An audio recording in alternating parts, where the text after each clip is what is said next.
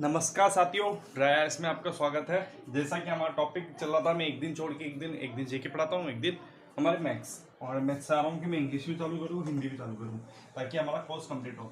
देखिए क्या है, आज हम पढ़ेंगे मालवा के पठा। ठीक है, इससे पहले भी हमने मालवा के परमार, इससे पहले भी हमने परमारों के बारे में बात की थी।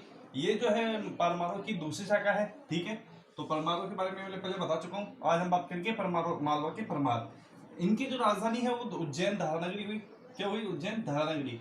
लेकिन इनके राजस्थान में भी कई जगह इनका शासन था, मतलब कई जगह इन्होंने अपना दिखा कर रखा था। राजस्थान में कहा, कोटा, झालावाड़, बांगड़, प्रतापगढ़ आदि क्षेत्रों में। बांगड़ में बताऊंगा कौन कौन से क्षेत्र को कहते हैं। ठीक है ना, डूंगरपुर, बांसवाड़ा के क्षेत्र को जब वहां आएंगे हम, जब ज्योग्राफी पे, तब हम पढ़ेंगे। सबसे पहले बात करता हूँ कि यहाँ के जो मतलब देखिए, हर एक तो हम चीज हम पढ़ नहीं सकते। ऐसा होता है, अगर मैं सिर्फ परमार परमार पढ़ाऊंगा तो परमार अकेला इतना शासक, इतने बड़े भरे हुए हैं शासक कि हम सिर्फ उसको ही करते रह जाएंगे, हमारा कोर्स कंप्लीट नहीं होगा। तो हमें जो सिर्फ मेन शासकों के बारे में पढ़ना है। तो जैसे इनका प्रथम ऐतिहासिक शासक जो है वो माना जाता है सियक या सिंहर्ष को। सियक सेकंड या सिंहर्ष को माना जाता है। इनका टाइम 1945 से 72 तक माना जाता है। इन्होंने क्या किया, इनके बारे में क्यों फेमस है ये, क्योंकि इन्होंने मालखंड मालिकिता के राजपूतों से काफी संघर्ष किया और काफी युद्ध जीते। ठीक है ना। फिर इनके बाद में देखिए दूसरा जो शासक हुआ, यानी का उत्तराधिकारी हुआ, उसे कहते हैं वापति सेकंड या मुंज। ये काफी इंपॉर्टेंट शासक रहा इनमें। ठीक है ना। इनका समय था 1973 से 1996 ईस्वी तक।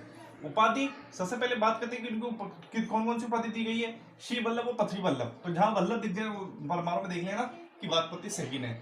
इनके बारे में बात करें, इन्होंने कहा अपना राज्य, थोड़ा बहुत जानकारी लेते हैं कि कहा था इन्होंने राज्य फैलाया। इन्होंने त्रिपुरी लाट जो गुजरात में है, कर्नाटक, चोल और केरल राजाओं को हराया। ठीक है ना। इनके बारे में ये कहा जाता है कि इन्होंने जो तेलग राजा है, जब हम साउथ की शासक की, जब हम इंडिया जी के पढ़ेंगे, जब बात करेंगे कि जब तेलग जो नीचे साउथ के अंदर रहता हमारे इंडिया में, उन्होंने तेलग जी को 6 बार हराया। लेकिन 7वीं बार क्या हुआ, तेलग जी के द्वारा वीर गति को प्राप्त हुए। अब देखिए राजपूत शासक हुए करते थे तो युद्ध में जो छोड़ दिया करते थे। ठीक है, वो युद्ध करा हराया छोड़ दिया, युद्ध करा हराया छोड़ दिया, ऐसे होते थे। ठीक है ना। ये बात हुई। इनके विधान थे परिमल गुप्त, जिन्होंने नवसंहार चरित्र लिखी। इनके परिवार, इनके विधान कौन थे, विद्वान जो इनके दरबार में थे। पहले थे परिमल गुप्त, नवसंहार चरित्र लिखी। दूसरे थे धनंजय, जिन्होंने 10 रूप लिखा।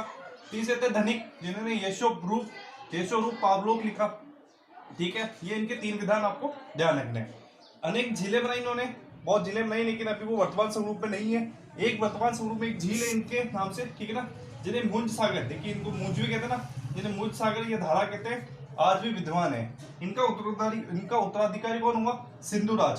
सिंधुराज का समय क्या था, 1996 से, देखिए 1996 से 1010 ईस्वी में। सिंधुराज की उपाधि क्या है, नवसंहार और विक्रमादित्य। ये विक्रमादित्य एक तरह से हिंदुओं के अंदर दिए जाने वाली एक उपाधि थी। विक्रमादित्य कहाँ से आया, जब हम इंडियन जी की बात करेंगे, जब बात करेंगे राजा विक्रम थे, उनको विक्रमादित्य की उपाधि दी गई, उन्होंने विक्रम संवत चलाया। जब हम इंडियन जी की बात करेंगे तब बात करेंगे, तो इनको भी उपाधि गई। ये एक तरह से उपाधि हुआ करती थी जो कोई राजाओं को दी जाती थी। तो इनको भी विक्रमादित्य की उपाधि भी दी गई और नवसंहार की उपाधि भी दी गई थी इनको, सिंधुराज को। और सिंधुराज का ही उत्तराधिकारी था भोज परमार। सबसे इंपॉर्टेंट परमाणु में बात आती है, आपने एक लाइन सुनी होगी, कहाँ राजा भोज और कहाँ गंगूत तेली। तो वस्तुतः वो इन्हीं के वाली बात होती है। राजा भोज के पास में इतना धन था, काफी धन था, और पूरी प्रजा काफी सुखी थी। ठीक है ना, कवि सारे सुखी थे। अब हम बात करेंगे जब अभी बात करते हैं हम उनके बारे में, भोज परमार के बारे में। ठीक है ना। और जो वो लाइन बोली जाती है, कहाँ राजा भोज कहाँ गंगू तेली, मतलब वहां उस समय कोई गंग वंश का राजा हुआ करता था, उनसे भोज जी से उन्होंने काफी युद्ध किए, पर वो हर बार हारता था, इसलिए बोला जाता था कहाँ राजा भोज कहाँ गंगू तेली। तो वे इनके लिए ही बात हुई है। आगे बात करते हैं हम भोज परमार जी के बारे में। ओके,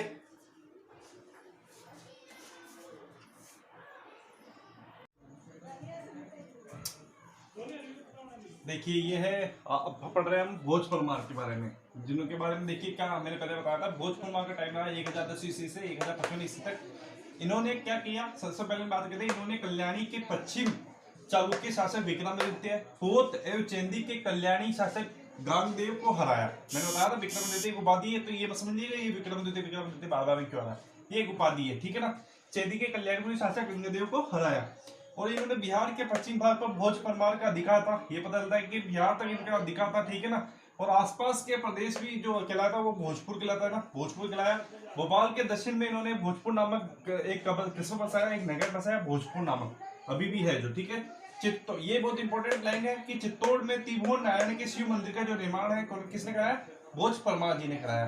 धारा नगरी बताया था मैं उज्जैन, ठीक है ना। धारा नगरी में भोजशाला नामक एक महाविद्यालय की स्थापना की। ये काफी इंपॉर्टेंट है कि धारा नगरी में भोजशाला किसने बनाई? भोज परमार जी ने एक महाविद्यालय की स्थापना की। और उसके अंदर बहुत इंपॉर्टेंट है, स्थापना कर उसमें वाघ देवी की प्रतिमा, तो ये पूछ लेते हैं कि वाघ देवी की प्रतिमा किसने प्रतिष्ठापित की? वाघ देवी की प्रतिमा की प्राण प्रतिष्ठा किसने की? भोज परमार जी ने। यहाँ की दीवार पर आज भी संस्कृत श्लोक में अभिलिखित है। यहाँ की दीवार पे ना संस्कृत के अंदर काफी श्लोक लिखित है। भोज जी को देखिए कविराज जी भी कहा जाता है। कविराज जी कैसे कि इतने ये कवि, मतलब इन्होंने क्या करा, देखिए इन्होंने 23 पुस्तकों की रचना की। सोच सकते हैं कि 23 पुस्तक कितनी ज्यादा होती है, तो उन्होंने क्या करा, 23 पुस्तकों की रचना की। कौन कौन सी? सम्रांगण, सूत्रधार, जो स्थापत्य शास्त्र पर थी, ठीक है, सरस्वती कंठाभरण, सिद्धांत संग्रह, सरस्वती कंठाभरण काफी बार पूछा गया है, सिद्धांत संग्रह, राजमंगतंग जो खगोल विज्ञान पर आधारित थी, राजमातंड जो योग विधा पर आधारित थी, योग सूत्रवती, ठीक है, विदा विनोद, युक्ति, कल्पतरु, चारु चर्चा, ठीक है, आदित्य प्रताप सिद्धांत, आयुर्वेद, सर्वस्त्र आदि, अनुशक्ति हर आदि, ठीक है ना। यहाँ तक ये किताब इनकी यहाँ तक है।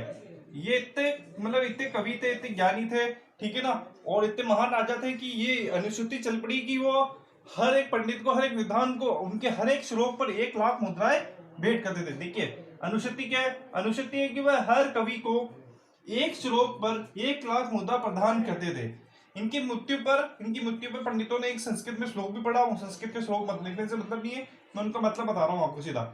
इनकी मृत्यु पर पंडितों विद्वानों को बड़ा दुख हुआ, और तभी तो कहा जाता है इनकी मृत्यु से धारा नगरी, विद्या व विधान सभी निरामिष हो गए। तो ये लाइन पूछ लेते हैं कि ये लाइन किसकी लिखी गई है कि इनकी मृत्यु से धारा नगरी, विद्या व विधान सभी निरामिष हो गए।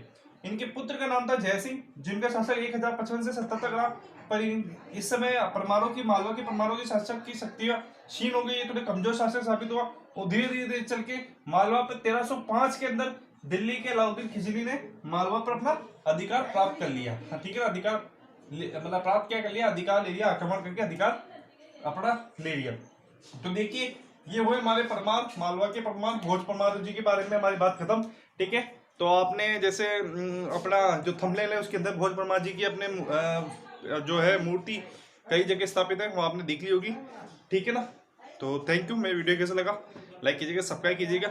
इसके बाद जो हम पढ़ने जाएंगे उसके बाद हम पढ़ेंगे गोइल वंश। ठीक है ना, यानी हम चलेंगे मेवाड़ की तरफ चलेंगे, मेवाड़ का पूरा शासक पढ़ेंगे, फिर मारवाड़ की तरफ चलेंगे, फिर हम आमेर की तरफ चलेंगे, जोधपुर की, है ना। ठीक है, तो ऐसे हम पूरा इतिहास कंप्लीट करेंगे, फिर उसके बाद ज्योग्राफी हम चालू करेंगे। Thank you.